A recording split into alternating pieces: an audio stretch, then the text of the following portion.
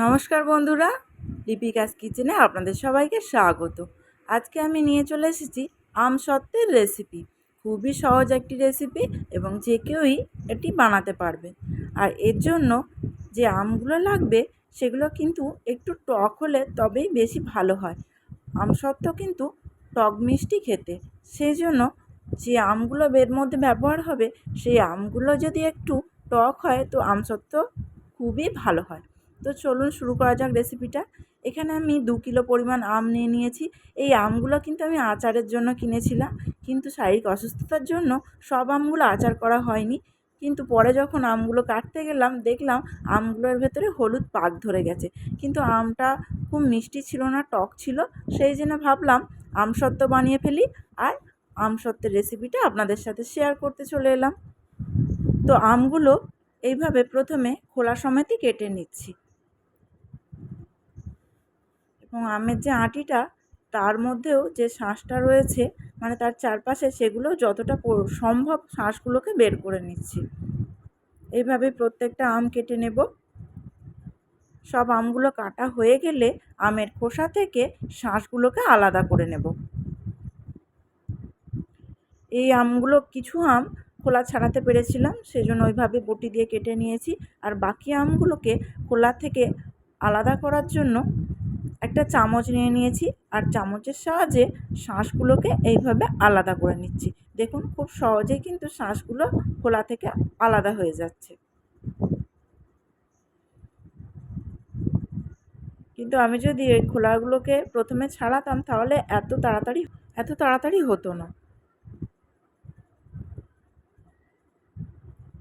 আর এগুলোকে একটু চামচ দিয়ে কেটে নেওয়ার চেষ্টা করছিলাম, কিন্তু দেখলাম হলো না ভালো করে।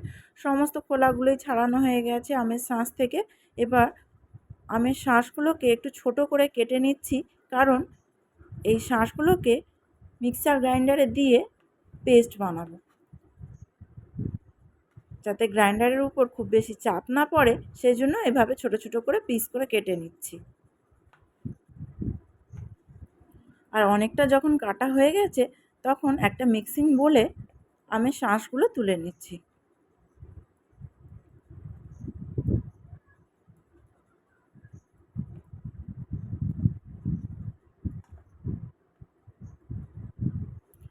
আবারও কেটে নিচ্ছি বাকি আমগুলো। আর কাটা হয়ে গেলে আমের শাঁসগুলোকে পেস্ট বানিয়ে নিচ্ছি।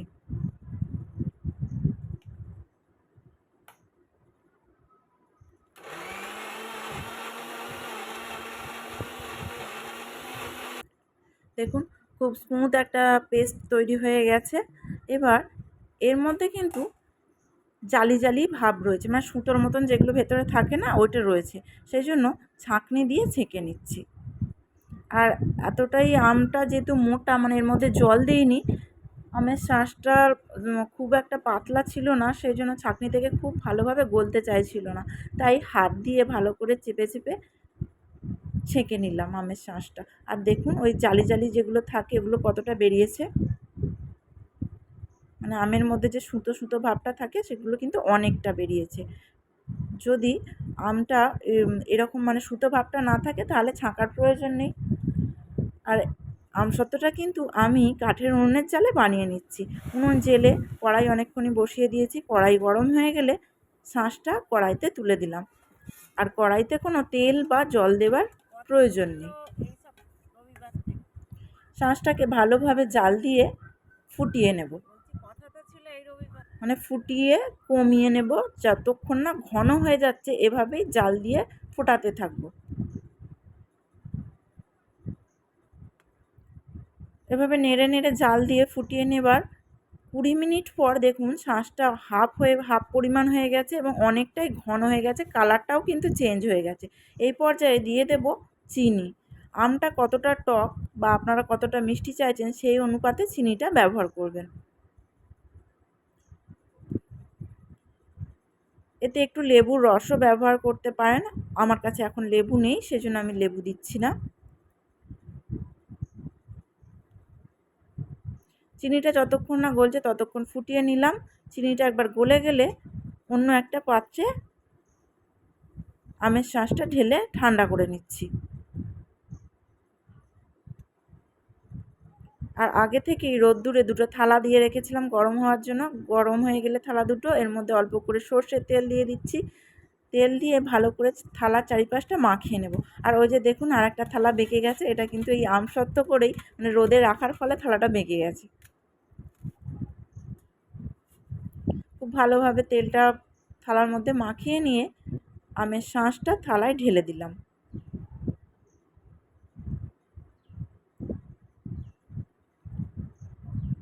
থালাগুলোকে একটু ভালোভাবে ঝাঁকিয়ে নেব যাতে আমের শাঁসটা চারিদিকে সমানভাবে ছড়িয়ে পড়ে।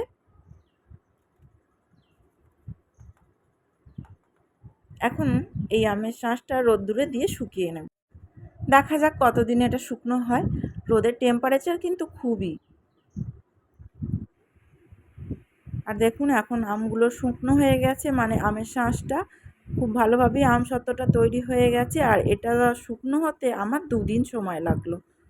এবার একটা ছুরির সাহায্যে ধারটা কেটে নিচ্ছি যাতে খুব ইজিলি আমসত্ত্বটা থালা থেকে তোলা যায়।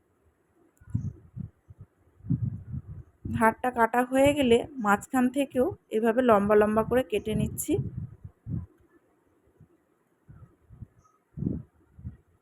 এবার থালা থেকে আমসত্ত্বটা তুলে নেব।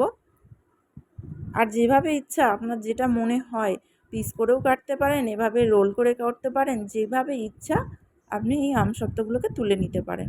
আমি একটু দেখতে ভালো লাগার জন্য এইভাবে তুললাম। আর দেখুন কত সুন্দর হয়েছে আমসত্ত্বটা,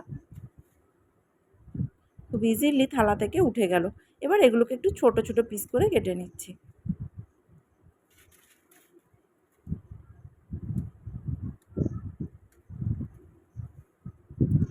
এর থিকনেসটাও বুঝতে পারছেন তো কতটা হয়েছে। এইভাবে পাতলাভাবে দিলে কি হয়, খুব তাড়াতাড়ি শুকনোটা হয়ে যায়। তো বন্ধুরা, কেমন লাগলো আমার এই আজকের আমসত্ত্বের রেসিপিটা? ভালো লাগলে লাইক কমেন্ট শেয়ার করতে ভুলবেন না। এবং যারাই আমার আমসত্ত্বের রেসিপিটা ফেসবুক থেকে দেখছেন তাদেরকে বলবো আমার ফেসবুক পেজটাকে ফলো দিয়ে আমার পাশে থাকার জন্য, এবং যারা ইউটিউব থেকে দেখছেন তাদেরকে অনুরোধ করব আমার চ্যানেলটিকে সাবস্ক্রাইব করে আমার পাশে থাকার জন্য। সকলে খুব ভালো থাকবেন। ধন্যবাদ।